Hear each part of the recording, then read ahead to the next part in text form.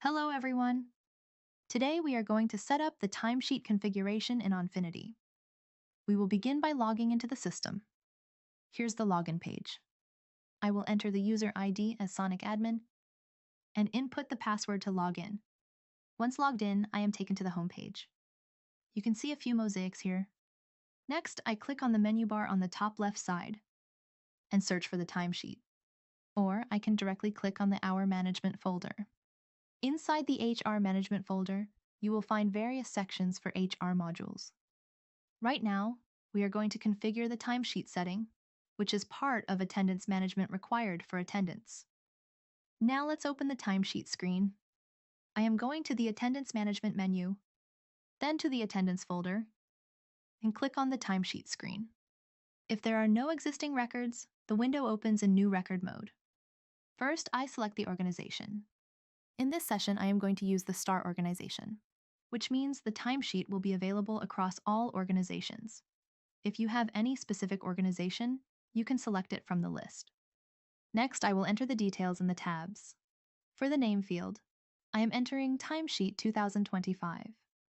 I am creating this timesheet for 1 year, for 2025. I am setting the start date to January 1st, 2025, and the end date to December 31st, 2025. For the timesheet type, I can choose between bi-monthly, calendar month, or weekly, as required. I will briefly explain each timesheet type. First, for the bi-monthly timesheet type, time is captured twice a month. This typically covers the 1st to the 15th, and then the 16th to the end of the month.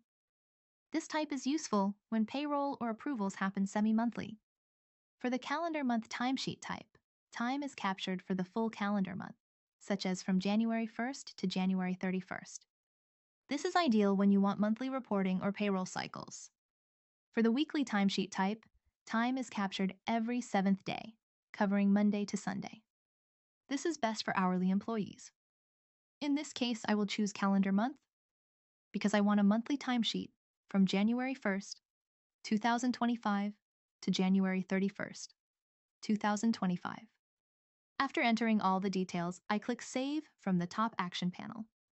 Next, I click on Generate Time Periods on the right-hand side. After clicking, you will see the confirmation message.